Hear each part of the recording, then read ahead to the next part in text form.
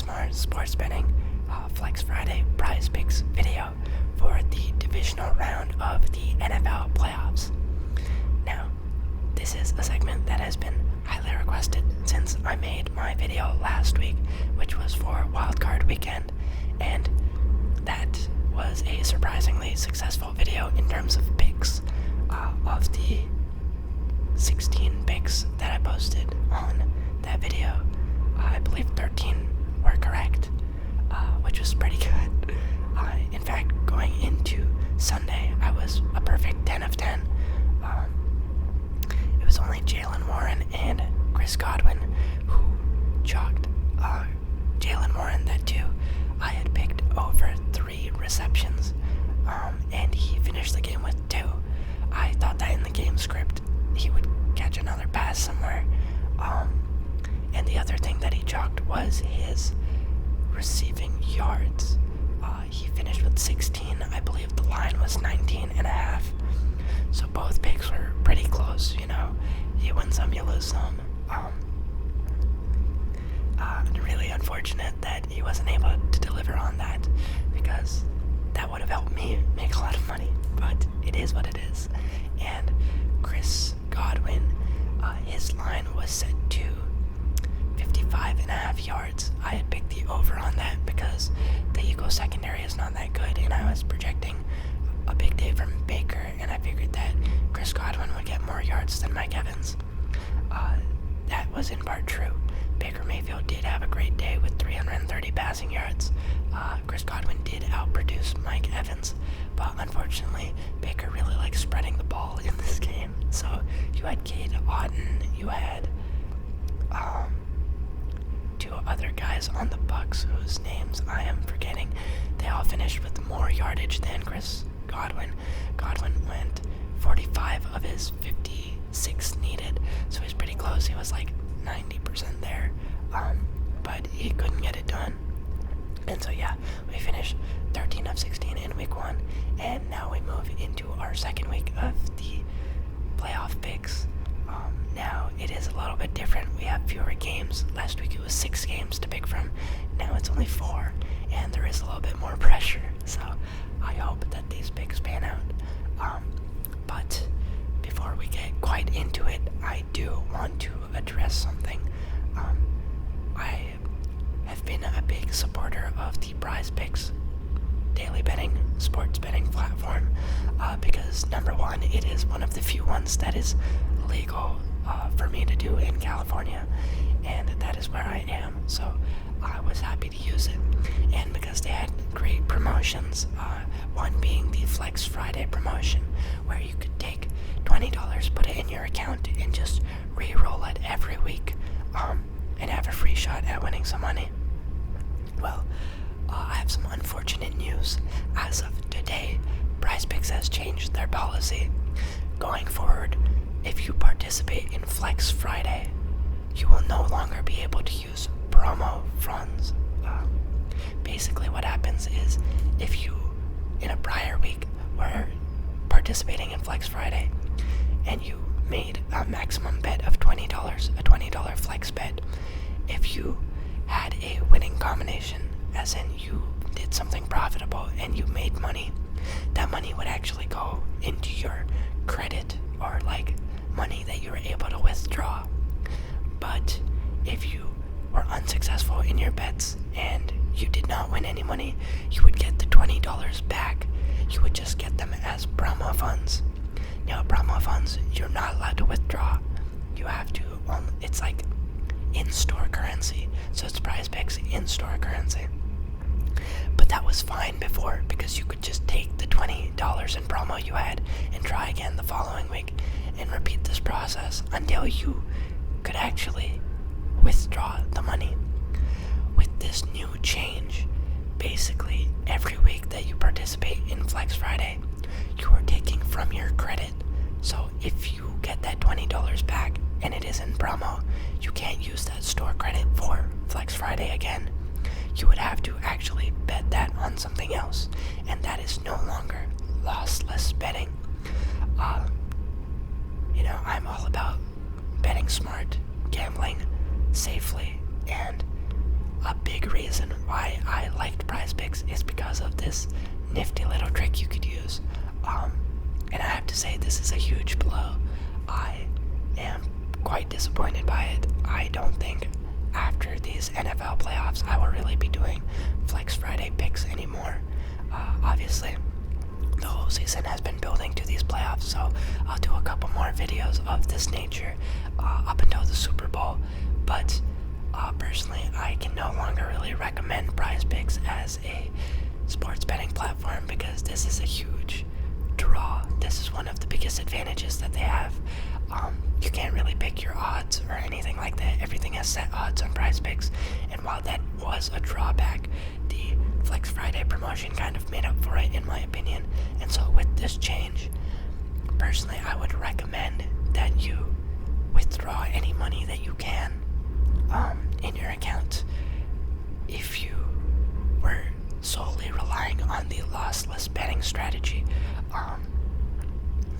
And yeah, but if you are someone that just will use Prizepicks regardless, if you are still making your Flex Friday picks because it is the football season and you enjoy sports gambling and this doesn't really affect you, then we don't have to wait any further. I can get into my picks for this upcoming weekend. So this weekend is once again the divisional round of the NFL playoffs. We have 4 games, 2 on Saturday and 2 on Sunday. The first game is a matchup between the Texans and the Ravens.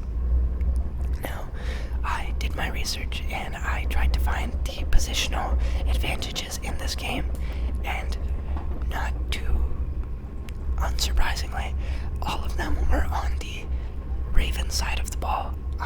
The Texans defense has some holes in it, whereas the Ravens defense is pretty good. And while people can go off, like CJ Stroud had a great game against the Browns defense,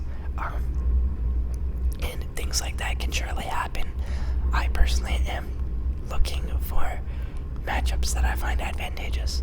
And so that was the Ravens in really all 4 major skill positions: quarterback, running back, and wide receiver. There are various ways where the Texans defense can be exploited, but there wasn't really a favorable line or positional edge or historical trend that I thought was good from the quarterback, running back, or wide receiver positions. So my first pick to you is Ravens tight ends. Oh, 1 second.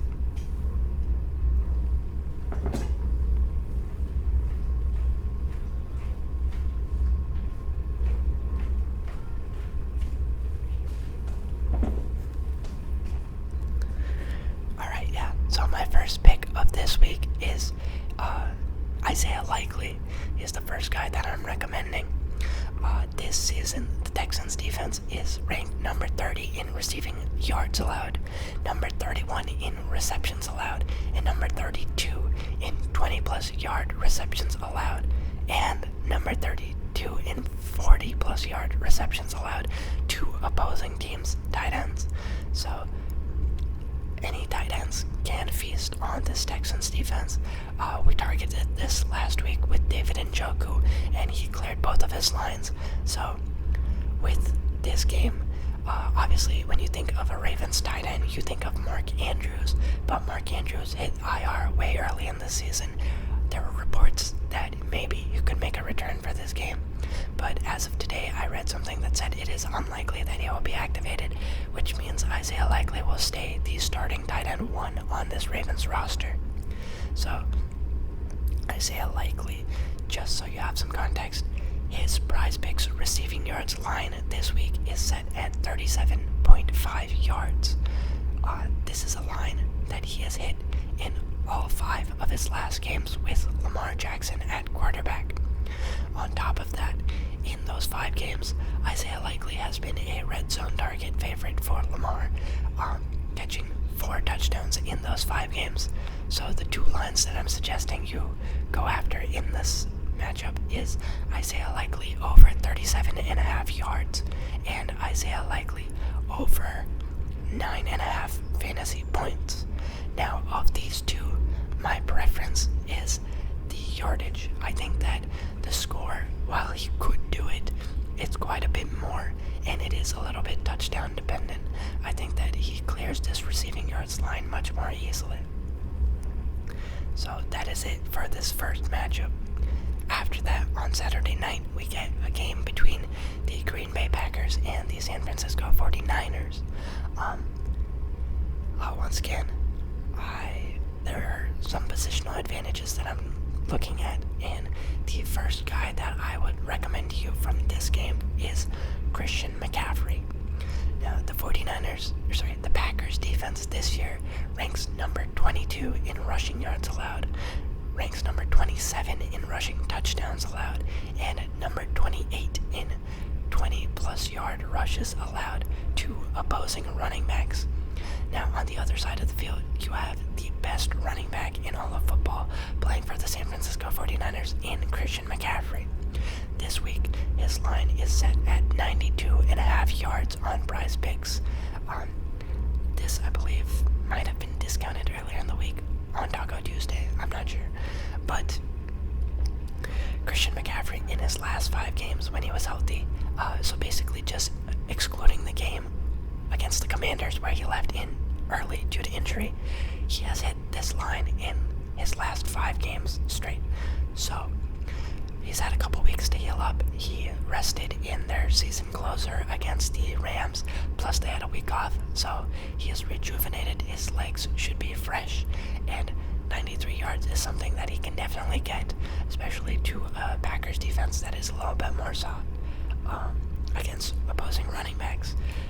They are especially vulnerable to these 20-plus yard rushes, and Christian McCaffrey does have that great breakaway running ability. On top of that, in my personal opinion, I think that the 49ers will be leading in this game. The last couple years when the 49ers and Packers have matched up, the 49ers were victorious, and usually when you're leading in a game, the game script calls for more running. So if they get a lead early in this game, they might turn to McCaffrey even more. So, I would take the over 92.5 yards rushing for Christian McCaffrey. After that, you move on. The next guy that I will recommend to you from this game is George Kittle. The Packers defense this year ranks number 23 in receiving yards allowed, number 31 in receiving touchdowns allowed, and number 31 in 20-plus yard receptions allowed to opposing tight ends. Now, one thing that I found particularly interesting about this was the plus 20-yard receptions allowed. This is especially intriguing because George Kittle averaged 11.3 yards per target this year and 15.7 yards per reception this year, which were both number 1 amongst all tight ends this year in terms of depth of target and average yardage. This means that Brock Purdy doesn't throw the ball to Kittle at the line of scrimmage very much.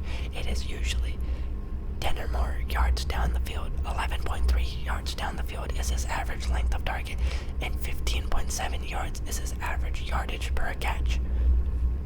Now, Prizepicks has a line that I haven't really messed with much before, but they offer total yardage in first 2 receptions. So I am taking the over on 21.5 receiving yards in the first 2 receptions for George Kittle. This is because, as I said, his average depth of target, 11.3 yards. So you take 2 of those, you put that together, that's 22 yards.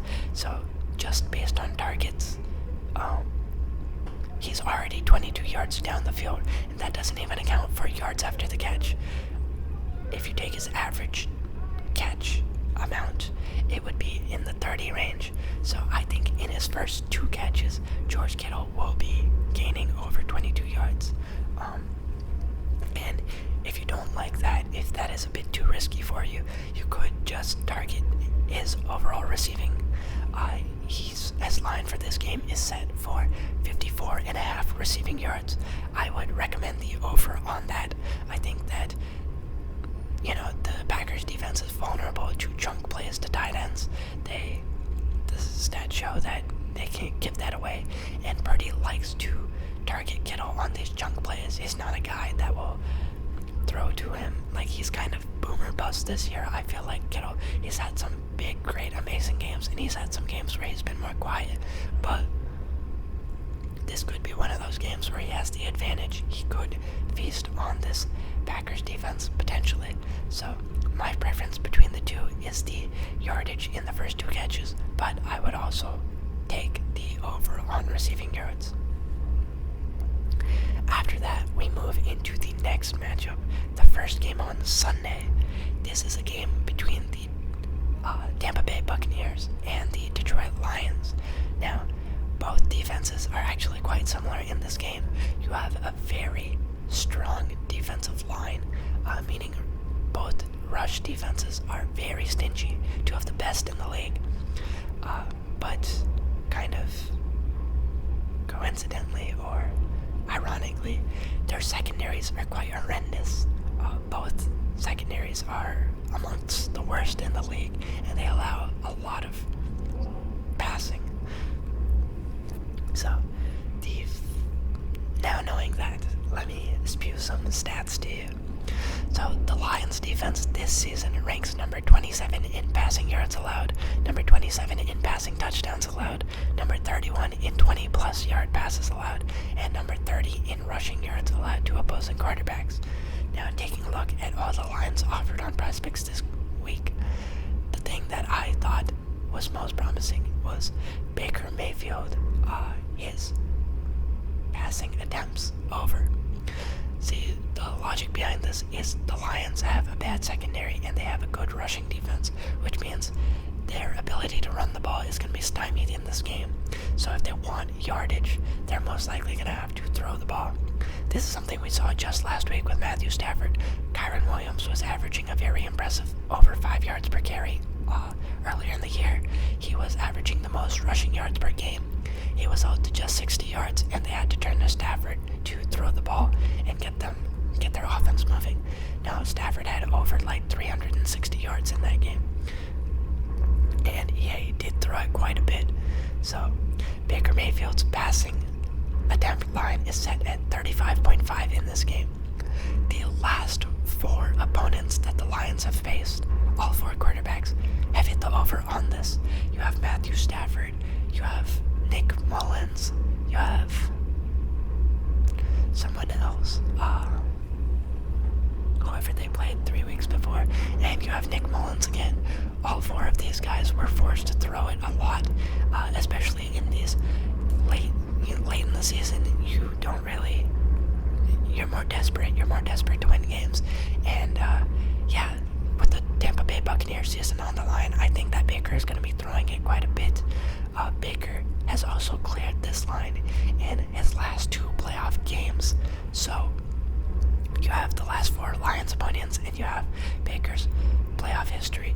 I think both of these things come together quite nicely, and Baker should be able to clear the over on 35.5 passing attempts. Now, very similarly, I have Jared Goff hitting the over on his 34.5 passing attempts.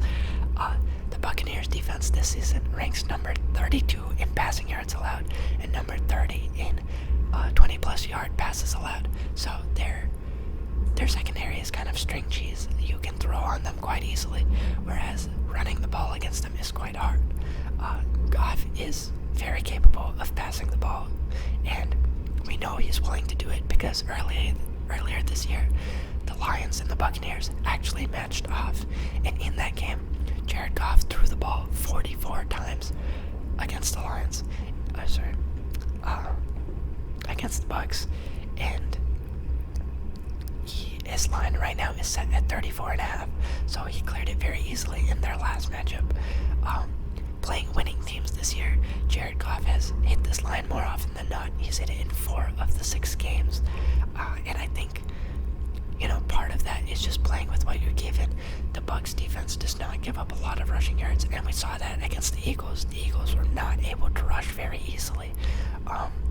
Jalen Hurts had 35 passing attempts in that game, and their total rushing offense was quite abysmal. So I think Jared Goff is going to be forced to pass it a bit more than he was against this past Rams game, and he will be able to hit the over on 34.5 passing attempts. Now after that, we get to the next guy, which would be Mike Evans. Now Mike Evans, the reasoning behind his line is the Lions defense is ranked number 29 this season in receiving yards allowed, number 30 in receiving touchdowns allowed, and number 26 in receptions allowed, and number 29 in 20-plus yard receptions allowed to opposing wide receivers. So not only do they get thrown on a lot, they allow big yardage plays quite a bit. And this bodes very well for Mike Evans because he was number 1 in the entire league this year in terms of deep targets. That too, on passes that Mike Evans caught this year, he averaged a very impressive 15.9 yards per catch, which is big time. Now, Mike Evans in Prizepicks, he has a line that is very similar to Kittle's, and it is over 23.5 receiving yards in his first 2 receptions. Now, I took a look at this in his last game. He cleared it in his last game. This stat is a bit obscure, so it's hard to figure out how often he has been hitting it because it's just the first 2 catches. But I can tell you this, in Mike Evans' entire playoff career, he averages over 12.5 yards per catch, which means his average catch distance is better than this line. When you put 2 catches together, and he's averaging 15.9 this year, plus the Lions secondary is not good, and he gets the most deep ball targets of anyone in the league. So I think Baker will connect on one of these. I think he'll be targeting him down the field, not at the line of scrimmage at all. And Mike Evans had 7 targets last week. He's definitely going to get a good amount of targets, and he's going to get a good amount of yardage. So I would take the over on Mike Evans' 23.5 receiving yards in his first 2 receptions. Now after that, you have the Buccaneers defense, which is also very, very soft. The Bucs defense is ranked number 32 in receiving yards allowed, number 28 in receptions allowed, and number 31 in 20-plus yard receptions allowed, and number 23 in 40-plus yard receptions allowed to opposing wide receivers this season. Give me a second.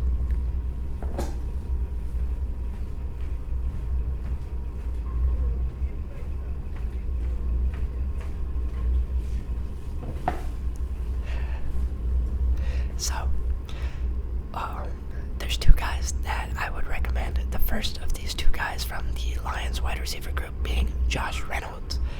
Josh Reynolds, he leads the Lions in yards per catch. I believe it was in the high 14s. I don't have the stat. I didn't write the number down, but it was in the top 20 of the league. So he is the guy that they target down the field. There's also Jamison Williams, but Jamison Williams is more hit or miss, whereas Josh Reynolds has a, established rapport with Jared Goff. Both of them go back to their days in Los Angeles. Both of them had a very nice connection last week. Goff was very comfortable going to Reynolds. He passed it to him 7 times, and of that, Reynolds got it 5 times. He got a lot of yardage, so I would be happy taking the over on Josh Reynolds' yardage this week. It is 40.5 yards. I believe last week, I think he cleared that in the first quarter itself. And yeah, just based on the big play ability of the Lions offense and of the Buccaneers defense allowing that, I think Josh Reynolds is one of the guys that you could see more on go routes and post routes and down the field. And so I expect him to have maybe one of those bigger catches or bigger catches and runs, and I think he'll be able to get this line. Now, alongside him, you have the Lions wide receiver stud, all-pro first team wide receiver, Amon-Ra St. Brown. He led the Lions wide receiver core in pretty much every major stat. This guy is a beast, and he is currently listed at 93.5 yards on Prizepicks in terms of receiving yards. I think that he can get this in 4 of his last 5 games. Amon-Ra St. Brown has cleared this line, and on top of that, he was able to clear this against the Buccaneers the last time they played. He had 124 yards against them, and against the soft defense, this is the go-to guy for Jared Goff. Like, he's a playmaker. He is a beast. I think if anyone can do it, he will be able to. So I would take the over on 93.5 receiving yards for him. And then after that, we move into our very last game of the weekend, which is a matchup between the Kansas City Chiefs and the Buffalo Bills. Both defenses are pretty adequate in this game, so there's not a lot of positional matchups, but one that I was able to find was for Patrick Mahomes. The Bills defense ranks number 22 this year in terms of rushing yards allowed to opposing quarterbacks. Now, Patrick Mahomes has been praised so heavily by Tony Romo in broadcasts about his ability and willingness to run the ball in the playoffs. He is one of those guys where if he can't find an open person, he is going to scramble and get it for himself. So his rushing yard line for this game is currently set at 28.5 rush yards. Now, historically, it's been iffy. Patrick Mahomes has hit this line in about half of his playoff games. He's hit this line in about half of his games this season. So it is more so trusting the game. Just his receiving core letting him down. He cleared this very easily last week in a game in the cold. His receiving core is not as good this year. You have Rashee Rice and you have Travis Kelce. You don't really have anyone else, in my opinion. So I think there are going to be times where everyone is covered because this Bills defense is very good. And if that's the case, and in frigid games, running the ball is a little bit more favored. He had 40-ish yards last week on just 2 carries. They don't often expect him to run with the ball, and I think that's when he surprises people. So I think that Patrick Mahomes takes off maybe 4 times in this game.